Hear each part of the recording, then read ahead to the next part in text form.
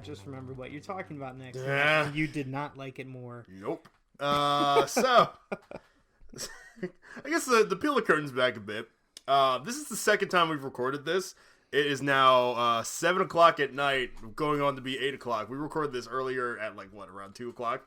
Yeah, and due to technical difficulties, the recording disappeared. So yeah, the second half of the recording disappeared.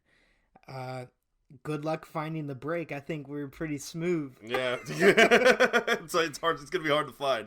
But I'm gonna talk about my favorite movie of the year again, a good old Bloodshot. Directed by David S.F. Wilson. Yeah, hold up. You thought it was easy for us to talk about these things once? Right. Imagine having to talk about it twice. Jesus Christ. So, this movie's produced by Vin Diesel. It's written by Jeff Wadlow, who I'll get to in a second, and Erik Hessier. Sorry, I always mispronounce his name. Hessier. It's a really weird last name. Is it Hesse? Heisserer. Haser? Haser? Yeah, I guess maybe Hessier. Erik Hessier. But he actually wrote one of the better movies that came out in recent history, Arrival, directed by Denis Villeneuve. And Jeff Wadlow made Truth or Dare and Fantasy Island. He's back, everybody. So, this is based off the Valiant comic book character of the same name, of a man who is ex-military, who is deceased, but brought back to life after science experiments and given nanotechnology within his blood, which allows him to basically regenerate any injury, whether it's shot to the face or loss of limbs, anything like that, so that way he can hunt down the people that murdered his wife. There are twists and turns within this movie as well. None of them are good, and all of them are spoiled in the trailer. So we all know where this movie's going in this freaking trailer. I won't get into it, but good lord, this movie, it really is just as generic as it sounds. I really did not like this movie, and I don't even like talking about it twice. Vin Diesel is really just not good in this movie. I missed the days of old when he was in Saving Private Ryan and Pitch Black, even Chronicles of Riddick. Vin Diesel's not a bad actor.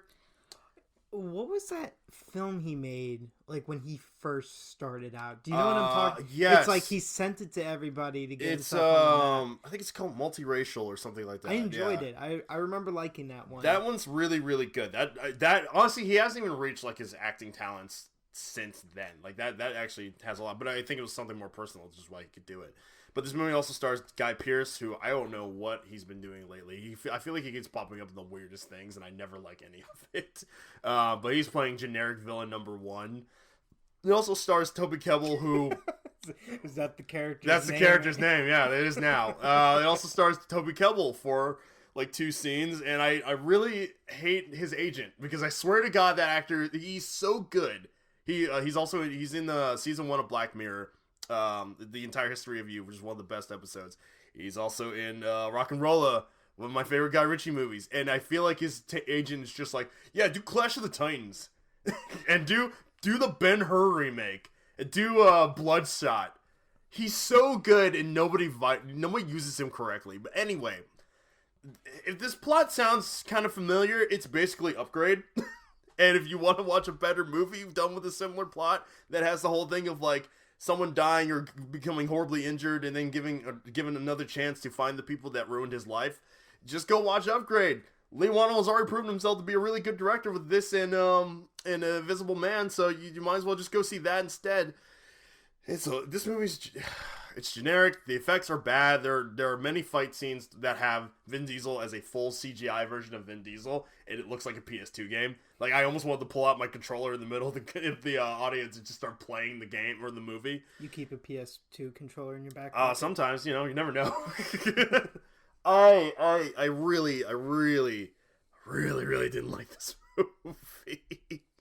And the other thing is there's one cool scene, and it's not really cool because of the action. It's more so cool because of the lighting. It's it takes place in a tunnel when he's on his first mission to hunt the people that killed his wife, and it's aesthetically pleasing. There's a lot of cool red lighting going on, and the entire scene is caked in flour because he's driving a flour truck that he crashes to block everybody in, and it adds this like extra effect to like, I don't know, it's when like he slams somebody down, there's like puff of flour coming up in the air, and it looks cool. It sounds stupid, and it is, but it looks cool. At least there's that going for it. Man, there's so many cool ideas in this thing, and it just did not work. Clearly this guy, I already forgot his name, is not. I don't think he was the right director for it. I also feel like they spent way too much money on this. If they dialed it back and did it like as a smaller story. Well, how much did you say Upgrade was? Upgrade was $4 million.